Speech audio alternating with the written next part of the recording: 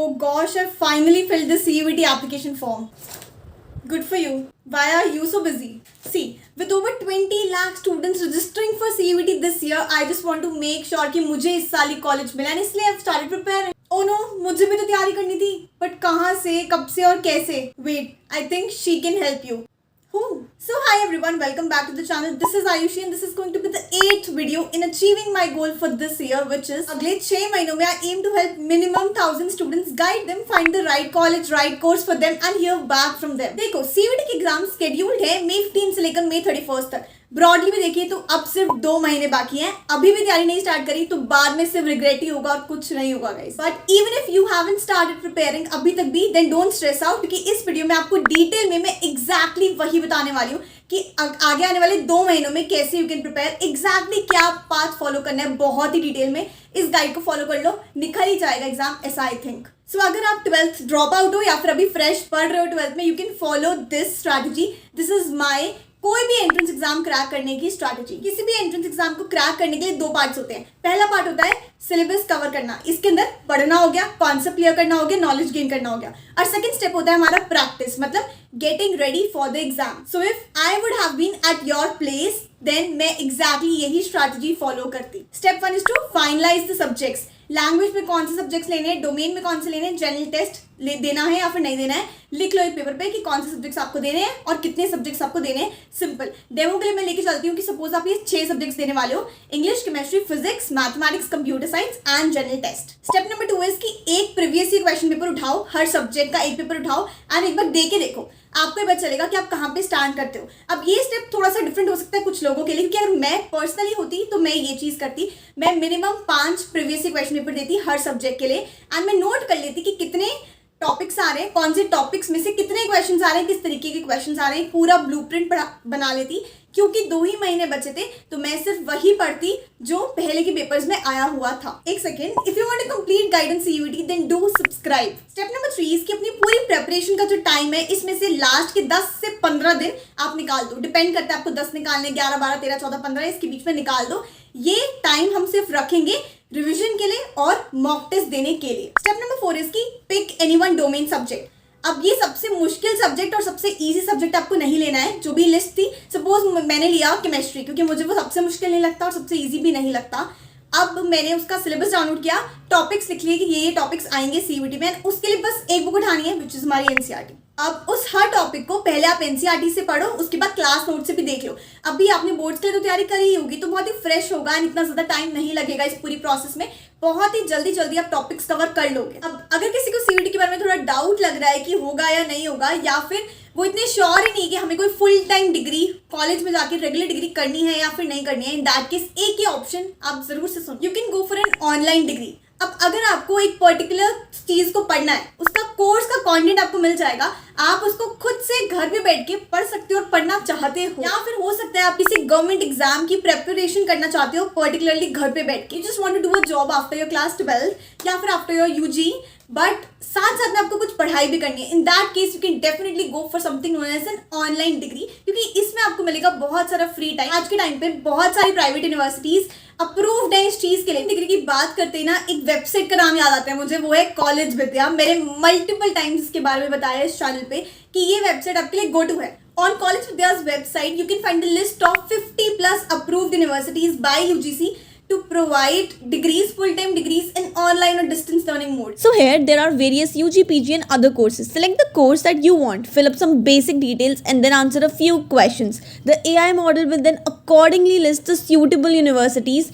All the universities listed here are government approved. Okay, 2 options here. If you want, you can directly talk to the actual university officials or you can connect with College Vidya experts for free audio video career counseling as well. And these counselors will stay connected with you from the start of the admission till your placement. Now with the add to compare feature, you can easily compare the universities you like based on 30 plus important factors like fees, approvals, placements, student rating, EMI facility, etc. A good benefit with College Vidya is for fees, they will give you EMI options even if the university doesn't. And the best part, it redirects you to the authentic university website which prevents you from fake ones and possible scams. They also provide you placement support services and career booster programs which are worth ₹6,999. But you can get them for free if you take admission from the link in the description below, and then you can also join their huge college with their community for networking.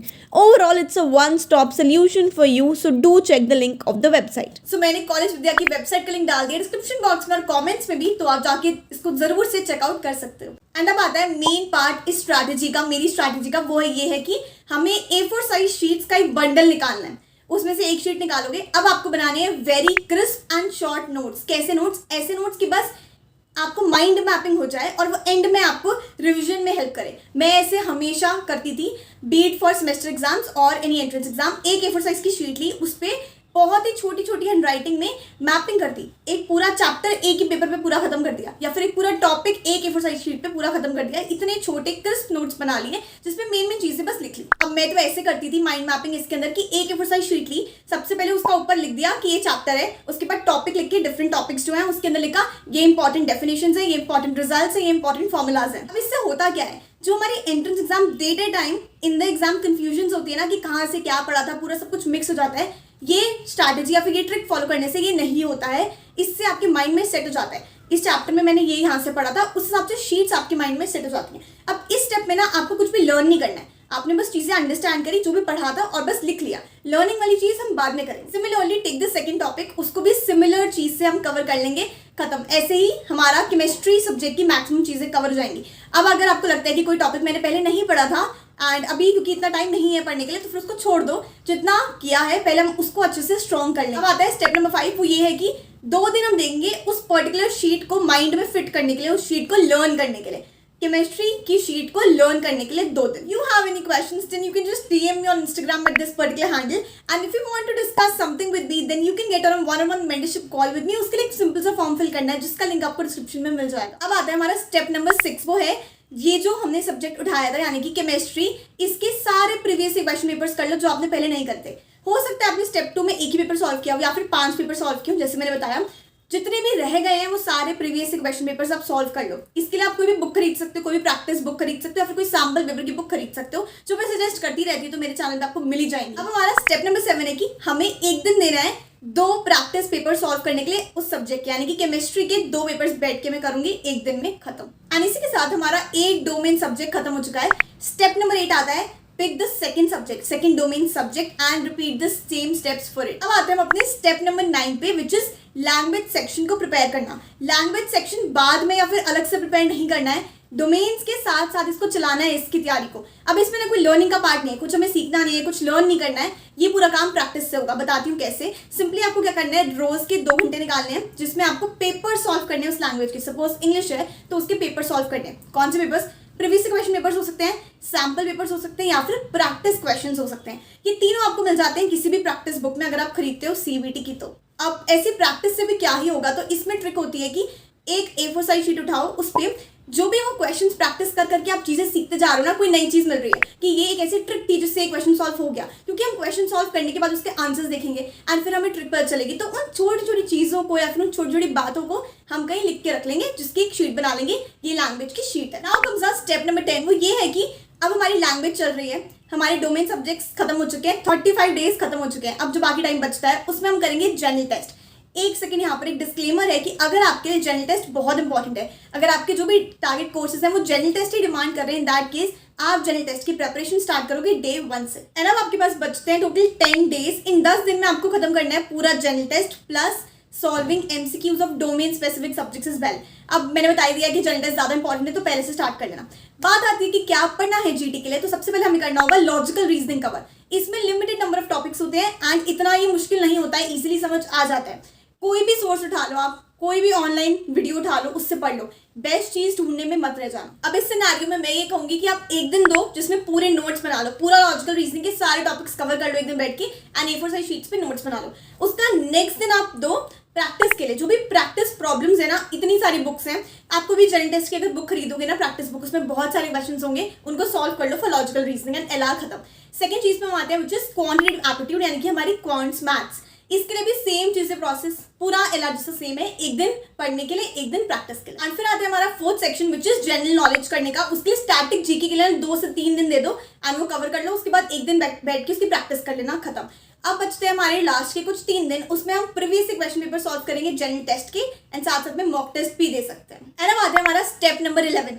वापस चलते हैं एकदम step number 2 पे। वो ये कह रहा था कि लास्ट के 15 दिन मैंने आपसे निकलवा दिए थे कि ये तो हमारी रिविजन के लिए। तो स्टेप नंबर 11 वही है कि लास्ट के 15 दिन आ चुके हैं, लास्ट के 2 हफ्ते आ चुके हैं, जिसमें हमें सिर्फ रिविजन करनी है। इसका फर्स्ट पार्ट होगा कि जो भी हमने शीट्स बनाई है ना, A4 साइज शीट्स, उनको लर्न करना और उसके अलावा पूरी रिवीजन करना। रिवीजन कहाँ से? बुक से, NCERT की बुक से, प्लस हमारे क्लास 12 के नोट से। जो भी नोट्स आपने बनाए होंगे, शीट्स तो लर्न करनी ही करनी है। वैसे have you started the preparation? Tell me in the comments below. और इसमें हमें सेकंड चीज क्या करनी है पता है?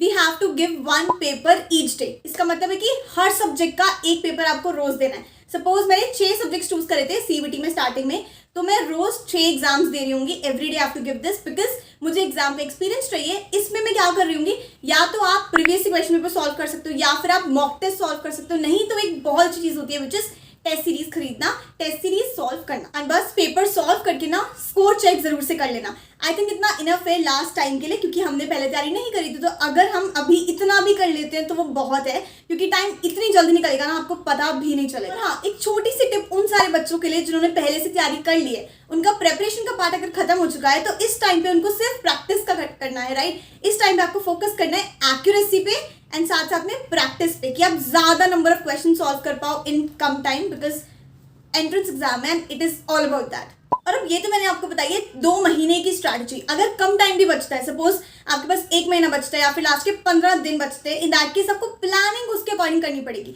आप चाहे कम सिलेबस कवर करके जाओ, लेकिन जितना करके जाओ उसको ऐसे करके जाओ कि उसके क्वेश्चन तो हो ही जाए। तो प्लानिंग अकॉर्डिंगली कर लेना, बट करना यही है, यही टेक्निक आपको फॉलो करनी सही रहेगी। और अगर आपको ऐसा कभी भी लगता है कि मेरे पास बहुत ही कम टाइम बचा है, इन दैट केस पहले प्रीवियस क्वेश्चन पेपर सॉल्व कर लो, उसके बाद आप प्रिपरेशन पे जाना। इससे हमारी प्रिपरेशन बहुत ही टारगेट हो जाती है। This is what I feel, and मैंने सारे एंट्रेंसेस अभी तक तो ऐसे ही क्लियर करे। और हाँ गाइस, एक बात तो याद रखना कि 100% तो होगा ही नहीं। तो सोचो भी मत कि आप 100% ही करके आओगे पूरा।